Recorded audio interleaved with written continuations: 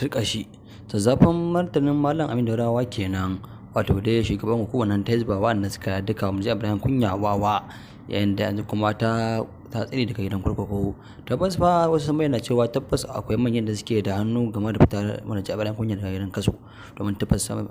Murja Ibrahim Kunya ba ta isa ta fita daga gidan yari na dan kanda ba.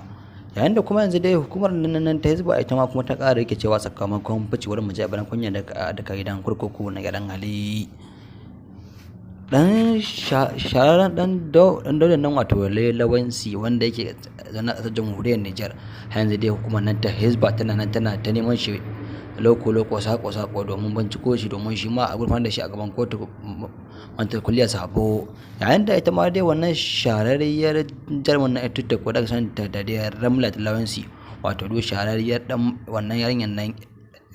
yar luwaɗi da yan madugo, wadda ta bayyana cewa ita tabbas fa sai an bata ta aure mace wata, ita ma dai ta yi zazzafan martani a cikin shirin namu na yau.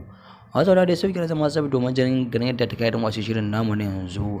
amma masu daga fannin da ce wannan shine bakin barkan kuna son kokin da sanar kuma albarka, ya kamata ku subscribe da kuma dai dan alamar wannan sanarwa kamar haka.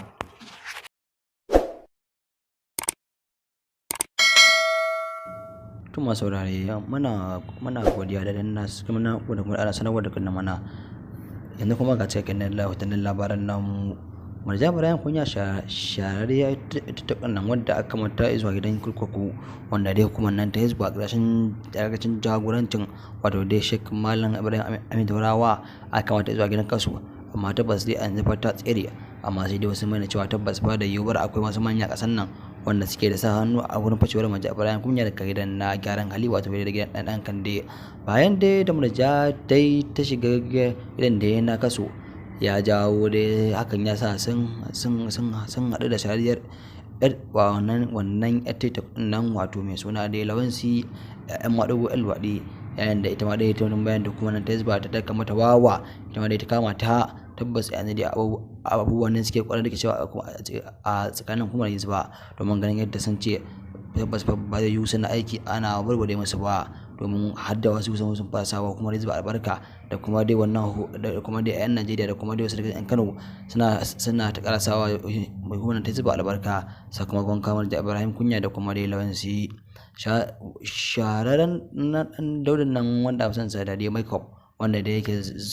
zaune a ƙasar jamhuriyar Nijar, shi ma dai yanzu kuma ne ta tabbata nan ta neman sa ido rufe, domin ganin yadda za a daka mai wawa, shi ma a kama shi a can zuwa ya sal din, domin shi ma ya girba abin da yake aikatawa a duniyar media din. Masu saurare fatan da kun ji da kasance da wacin shirin namu ne a cikin labaran namu na wannan lokaci. Masu saurare idan